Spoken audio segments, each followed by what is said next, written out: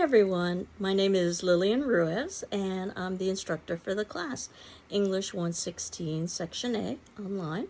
And in this video I wanted to tell you a little bit about what we will be doing over the course of the semester. So my suspicion is that you have already accessed our Moodle page because you're obviously watching this particular video. So I wanted to begin by telling you a little bit about the Moodle page, then I'll tell you a little bit about the course and our syllabus and course outline, and then we can begin in earnest next week. So if you look at the top of our Moodle section where it says General, you'll see that there are several folders and options.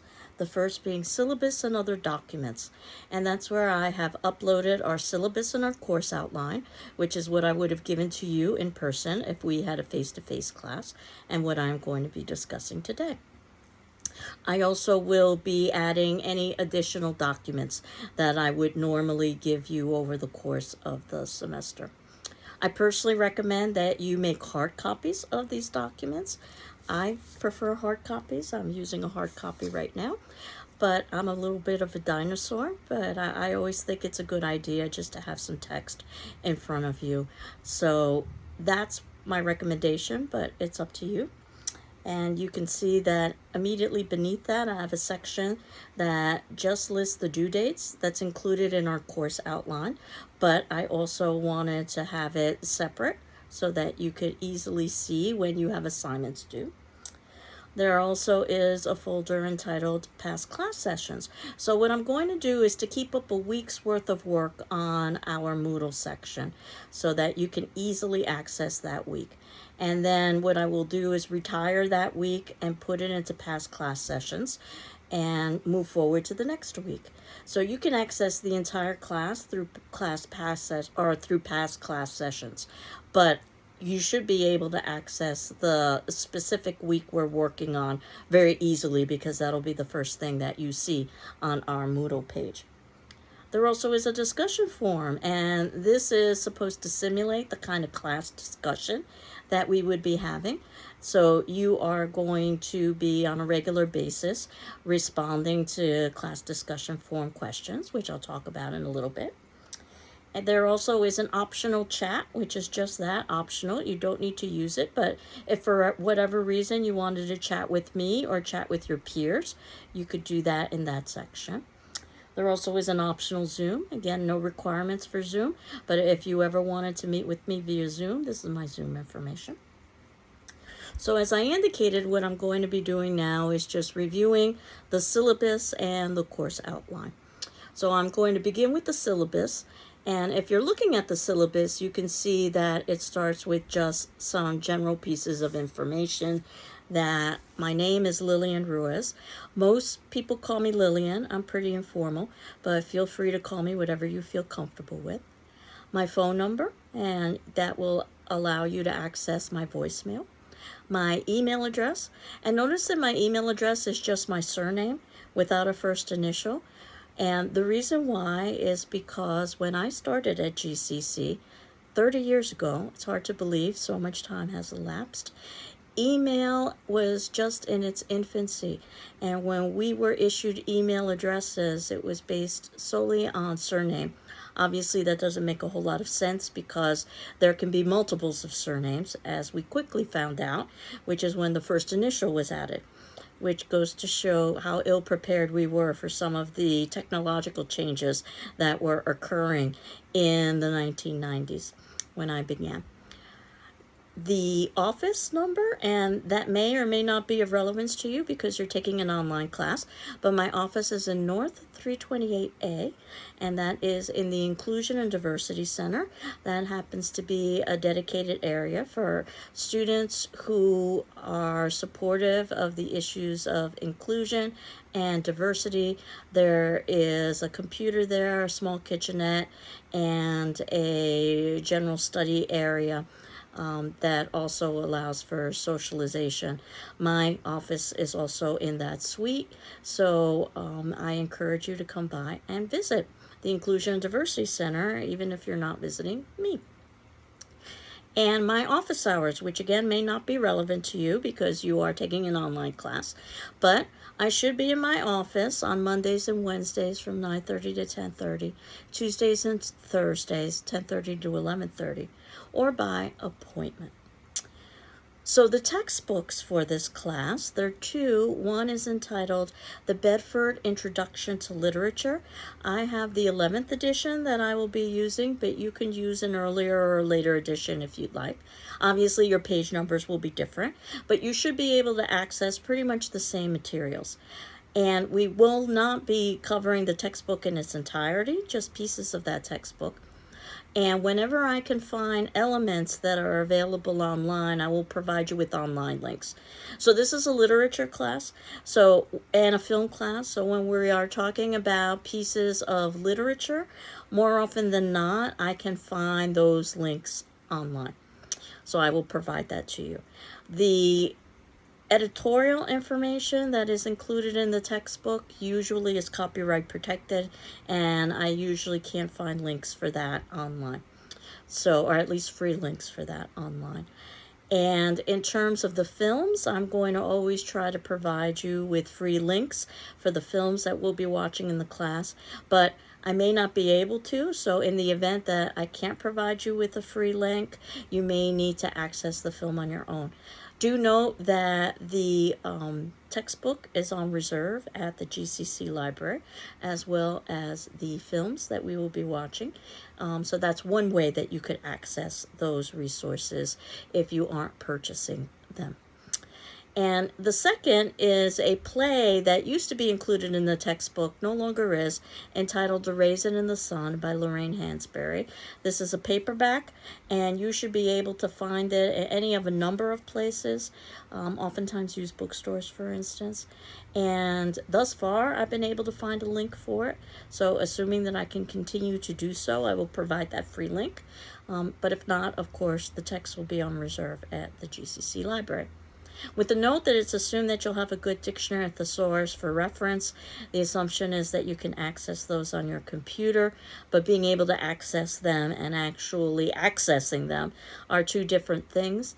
So the dictionary doesn't just help for word definitions and for spellings, but also for parts of speech and etymology. In other words, the history of the usage of the word. And the thesaurus provides you with synonyms, words with similar meanings, also sometimes with antonyms, words with opposite meanings. Both very useful when you are writing. And obviously, as an English class, you will be doing writing as well as reading. So the course description, just to remind you what the class is about, and this is from the catalog, that we build and extend on the academic writing process and skills introduced in English Composition 1. So there is a prerequisite for this course, what we at GCC call English 101 or Comp 1. So you've taken an introductory composition course. So you already have a background in how to write a paper and how to do some analysis. So if you think you don't have that requirement met either at GCC or another institution, please reach out to me so we could talk about what resources might be best for you.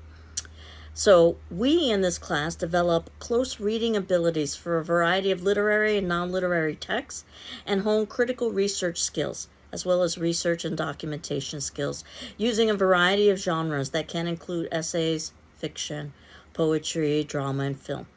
And writing assignments emphasize the formal researched and documented essay, but can also include creative experiments and literary analysis. And what we'll be doing in this course is reading a wide selection of authors' genres and texts, as well as watching film from an academic perspective that engage students in written and visual analysis and research. And we offer 3 versions of this class. You are in English 116, which is literature and film. So we examine film from an academic perspective as well as literature. There also is a creative writing class, and that is English 114, in which you actually construct some of your own literature, poems and short stories, for instance. And then there is an English 112 class, and that is a class that focuses on literature and doesn't include things like film, although it can be supplemented with some films. The learning outcomes for this class, which should occur by the ending of the semester, as a result of successfully completing this course, students should be able to develop an appreciation for and understanding of film and literature. 2, to see reading, writing, and observing as an ever-evolving process. It's something we do over a lifetime. 3, to use the rules of formal academic writing. So yes, we do have to talk about those rules, but also to promote each student's unique sense of voice in his or her writing. You shouldn't sound like me or the textbook. You should sound like yourself. To improve oral and written communication skills, I have that on all of my syllabi, and while as an English teacher I obviously teach English classes, I also teach personal communication skills classes and media classes, so I teach a little bit of everything. And oral and written communication skills are important for all of those disciplines, and for other disciplines as well that I don't teach. And lastly, to effectively utilize word processing, email, search engines, and the internet in the study of film and literature. Effectively is the key here, and that it's very easy to get lost with all of the options that are available online. So we'll talk a little bit about library databases and how also to focus searches. So procedures, how would I do this in an online class? I also teach this face-to-face, and I try to duplicate in my online class pretty closely what I would do in a face-to-face class. So what I will do is post a video of myself, much like I'm doing now, discussing class material by the time our class would normally meet in person. So that would be Mondays and Wednesdays at 10:30 a.m. So you can expect that every Monday and Wednesday by 10:30 a.m. I should have a class video posted, such as this one. And I would be discussing what I would be discussing in class. Honestly, I'm going to try to be posting before Monday, Wednesday at 10:30, but you should expect that by Monday, Wednesday at 10:30, there's a class video that you have 48 hours to watch. And then after you've watched that video, there's going to be a corresponding, what I call attendance question in our class discussion forum section. So I'm going to ask a question that I'm going to evaluate just purely in terms of attendance, whether you've responded to it or not.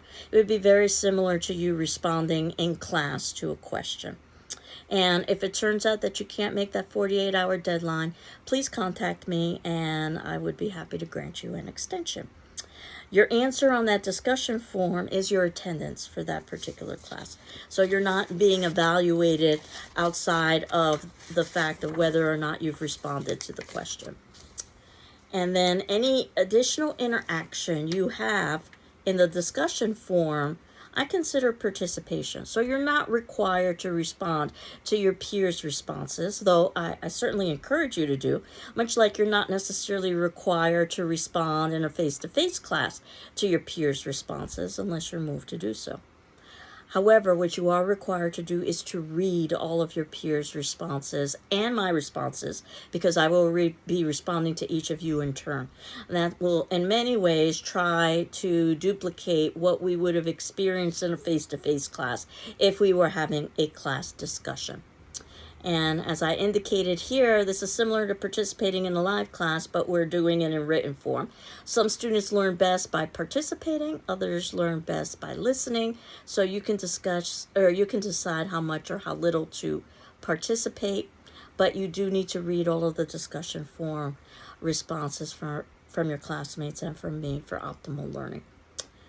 The written assignments that you will be doing over the course of the semester, papers and also final exam that I'll talk about shortly, I'm going to ask that you submit to my email address, because this is how my grading program works best.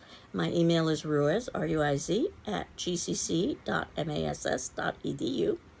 via PDF. Again, that's how my grading program works best. And then I will return the assignments to you with feedback to your email.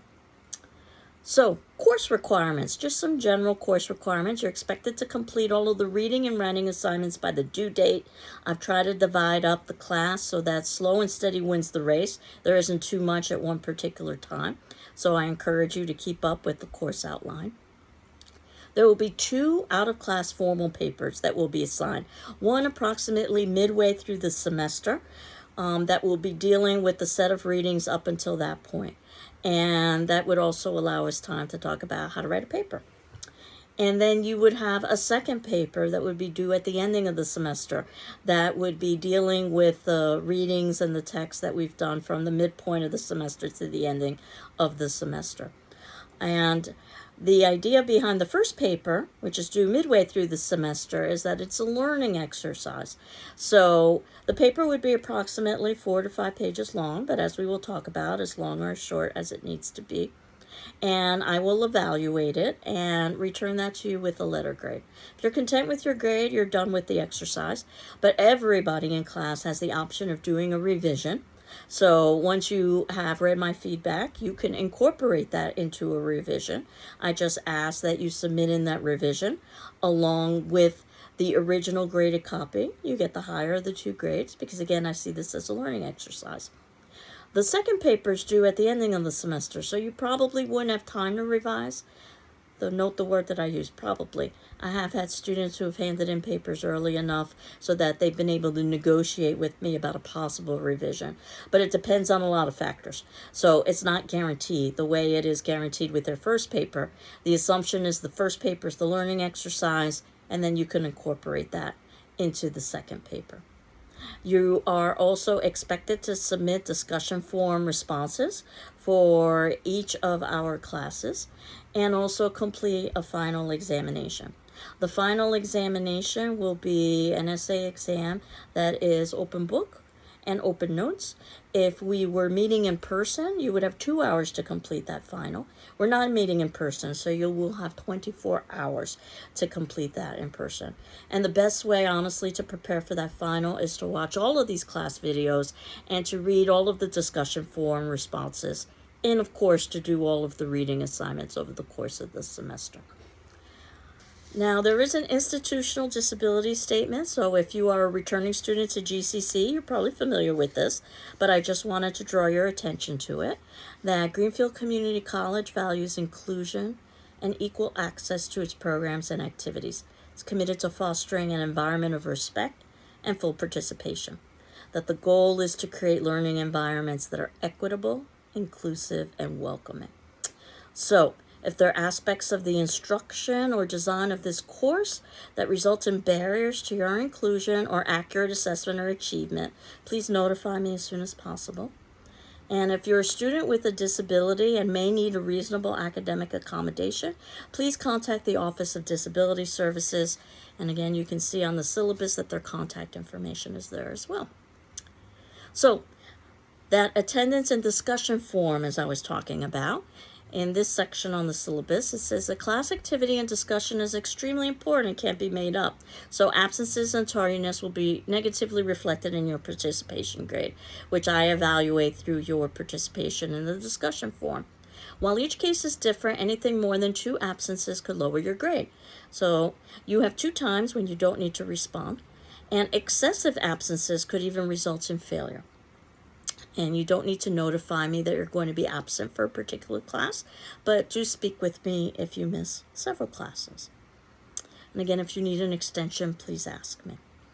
Consultations, you can meet with me during office hours or also by appointment, whether it be in person or via Zoom or via phone or some combination thereof. So those 2 formal papers that I was talking about, they are due on the days specified via PDF to my email.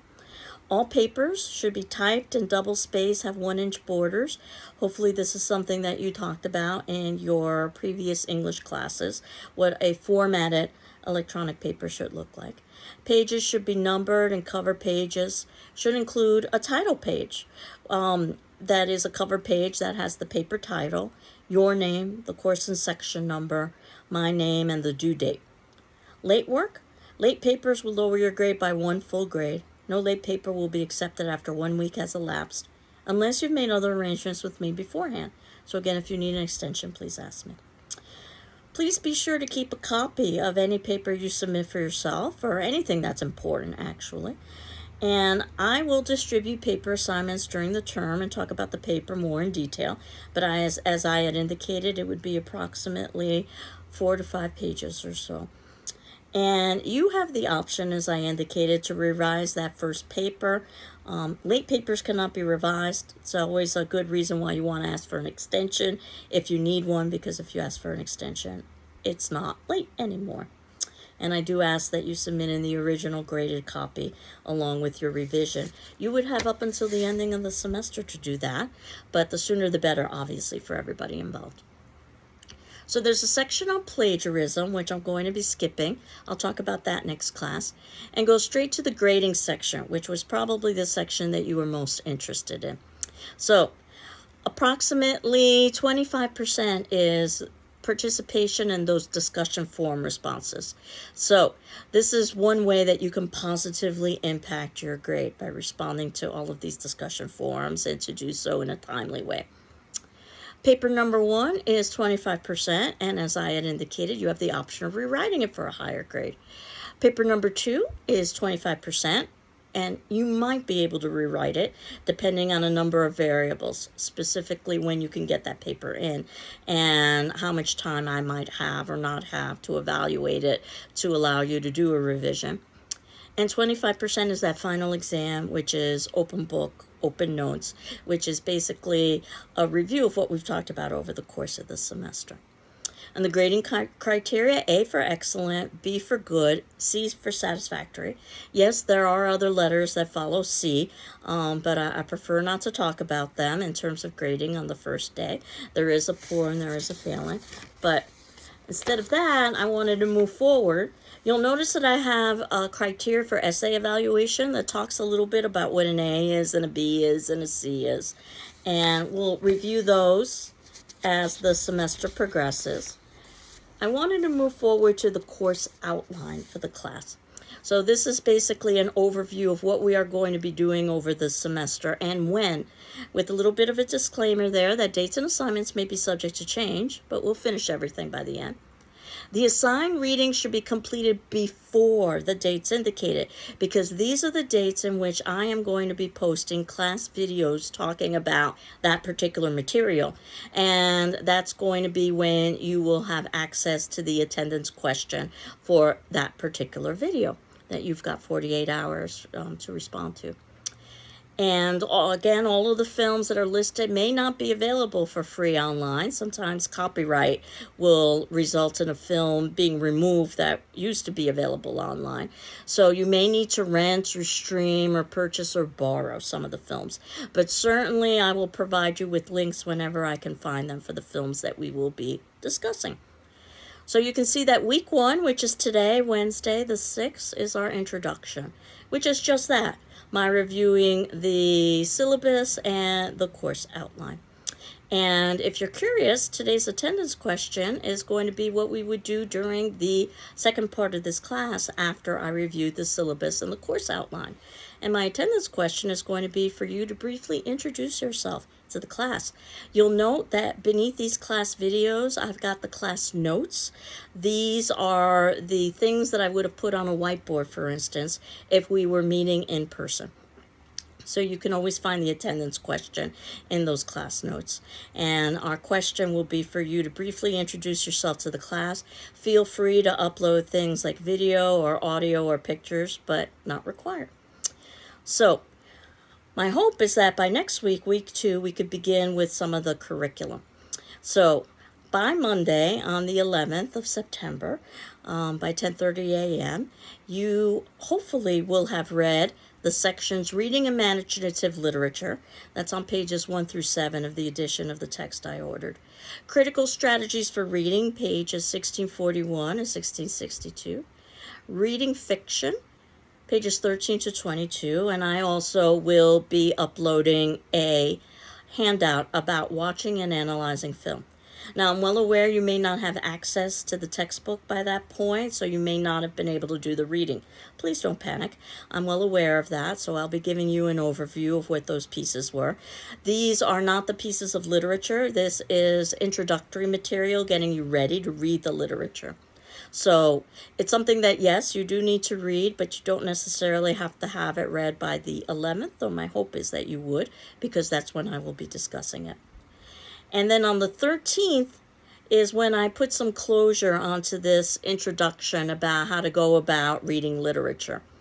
Writing about fiction, pages 46 to 65. Writing about film, that would be another handout that I would be distributing to you. And the writing process. And I also have a skim, and by skim, I mean skim, glossary of literary terms. I don't expect you to read the glossary, but I want you to be familiar with the fact that there is a glossary with literary terms at the ending of our textbook that you should be accessing over the course of the semester. So week 3 is when we begin actually with the course content as far as I'm concerned and the things that we could be writing about. And we begin with the film, Citizen Kane. It is oftentimes ranked in best film lists as the best film ever made. We'll talk about some of the reasons why. And it is an old film, 1941. It really was revolutionary for its time because what we expect now in contemporary times for film was in many ways done for the first time with Invisible Man. So from a historical perspective and understanding film, it's important to have watched Citizen Kane and to talk about analyzing it and its importance. And then we will move forward. And notice there are 2 classes that are devoted to Citizen Kane for us to watch it and talk about it. And then in week 4, we have 2 short stories that we are going to be reading, A Secret Sorrow and A Sorrowful Woman. They're very different from one another. One is made purely for entertainment and for basically generating profit. And the other is much more academic. It's much more literary and it has a particular purpose. And we'll talk about the strengths and weaknesses of both of those approaches and the difference between the two, because part of what we are going to be discussing is how do we evaluate pieces of literature. And then on the 27th, on Wednesday, I'll be talking about a short story. Perhaps you are familiar with it, The Story of an Hour. It's a very famous short story by Kate Chopin, 1894.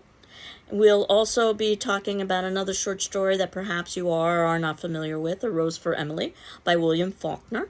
He wrote that in 1931. Pages 77 through 84, and there's also an interview with him afterwards where he talks a little bit about his construction of the story. Week 5, we are going to be reading several short stories. One is entitled Young Goodman Brown by Nathaniel Hawthorne. Perhaps you have some experience with Nathaniel Hawthorne from previous classes. He wrote this piece in 1835, so it's an older piece, but it's set in New England, specifically Massachusetts, in other words, our area. So from a historical perspective, I think it's quite fascinating. Soldier's Home, another short story that you may or may not be familiar with, written by Ernest Hemingway in 1925, very contemporary. And a short story that actually was part of a larger novel entitled Invisible Man. The short story is called Battle Royal. And we'll talk a little bit about the short story and also the novel Invisible Man. It's written in 1952 by Ralph Ellison, and why this novel is so important. And if we had time in class, this would probably be the novel or a novel that I would seriously consider assigning for the class. And then we end our short story unit with a very short story. It's called Popular Mechanics by Raymond Carver, that you may or may not be familiar with, that was written in 1981. So what we will do after that is move into week 6, and then we will switch from moving from fiction, in other words, studying film and short story, to talking a little bit about drama and theater. On the 9th of October is a Monday. We would normally meet, but that happens to be Native Indigenous Day, so there wouldn't be a class video for that class. But on the 11th of October, we will be talking about drama. And we'll talk a little bit about how to read drama and how to write about drama and how to watch drama. And the first drama that we will be watching and also reading is a drama you may or may not be familiar with. It's entitled Oedipus the King. It was written by Sophocles in 430 BC Greece. Very old piece. Obviously, we're reading a translation. You're not, neither am I, probably fluent in Greek. I shouldn't speak for you, but I can certainly speak for myself. And we'll talk a little bit about why this play is so important historically in terms of understanding theater and understanding drama. And we will watch a performance and adaptation. So we will watch adaptations of all of these dramas and talk a little bit about how to analyze those adaptations. Hence, we have multiple classes associated with each of the dramas. What would be ideal is that you've read the drama in its entirety by the time we start talking about that drama or watching that drama, which for us would be approximately the 16th of October.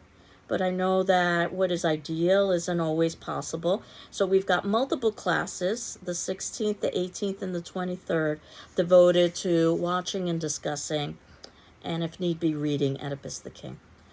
The 23rd of October is also when you would have your first paper due, because by that point we'd be around midpoint in the semester. And your first paper would be on either the short stories that we've talked about or the film that we've talked about, Citizen Kane, or some combination thereof. And early papers are always encouraged. So what I will be doing over the course of the semester is talking about the paper so that you could always hand it in early if you so elected to. And again, if you needed an extension, you could ask for one. But keep in mind, at this point, we're about halfway through the semester, so you certainly wouldn't want to take a long extension. And then we move forward to our second drama. One of the classes I teach is Introduction to Shakespeare, so I suppose it's not so surprising that our second drama is a Shakespearean drama.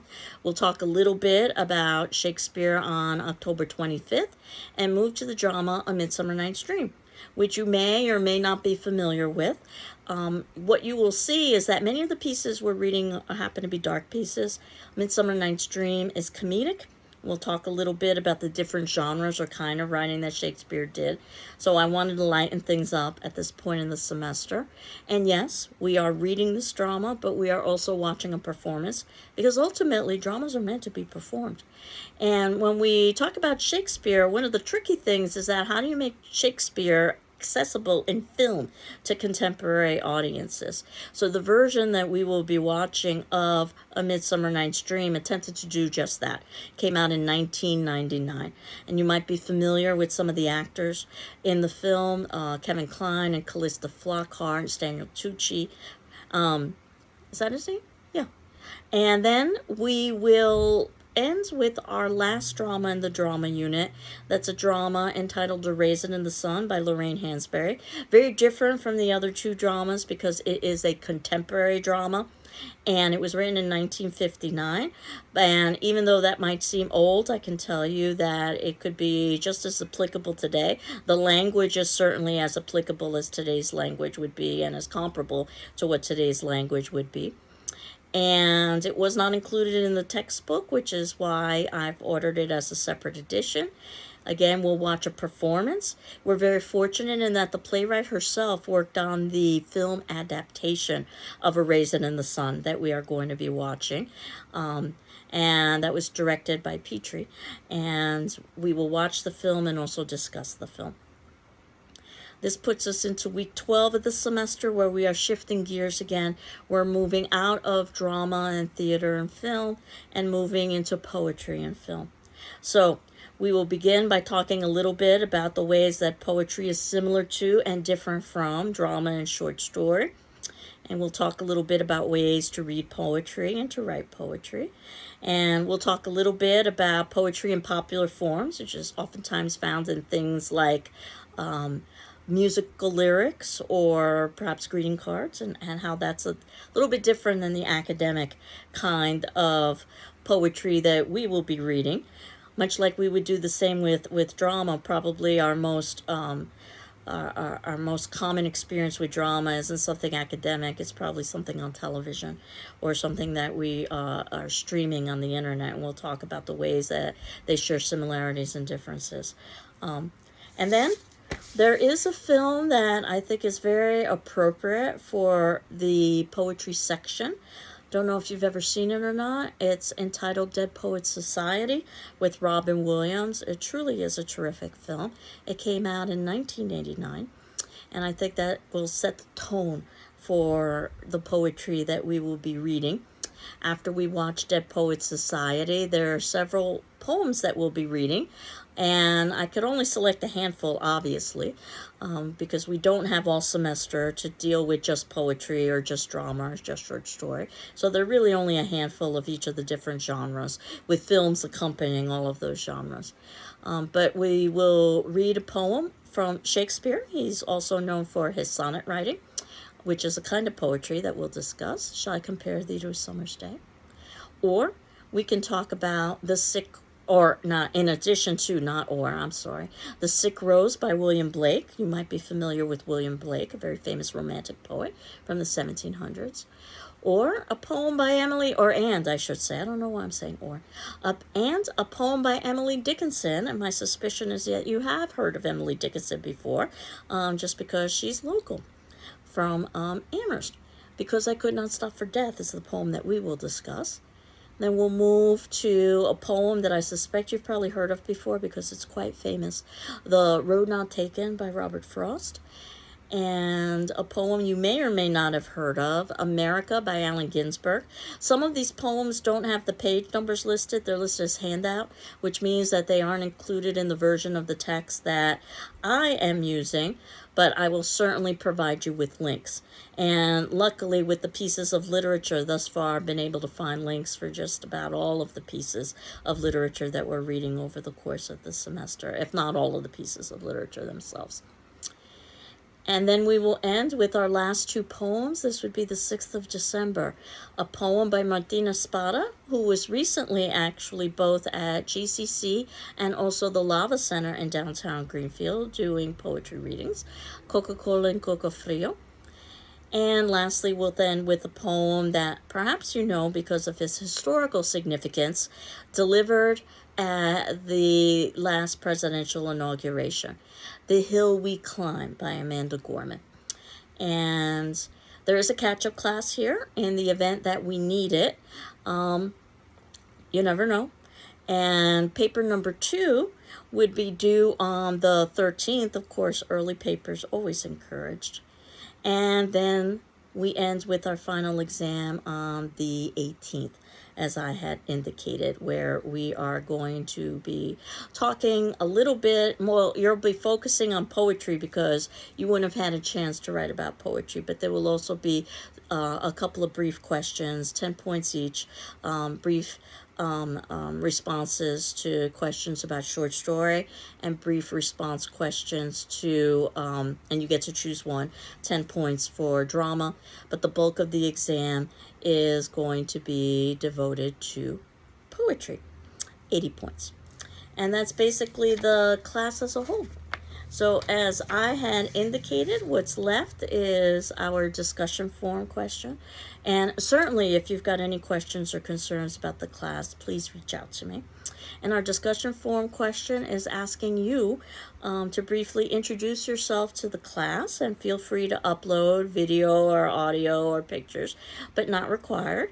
And again, you're not required to respond to your classmates, but you are required to read their responses and also to read my responses in turn, because I will be responding to everyone.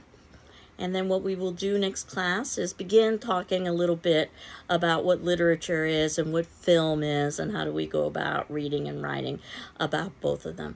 So I hope you're doing well, and I'm doing well, and we will continue on next class. So you can expect that on next Monday by 10:30 a.m. you should have a class video available, and hopefully even before 10:30 a.m., but every Monday and Wednesday at 10:30 a.m. So you could sort of think of that as our quote meeting time, if that helps you sort of conceptualize or keep an organizational structure for an online class. Again, I hope you're doing well. I'm doing well, and we will continue on next class. Take care. Bye-bye.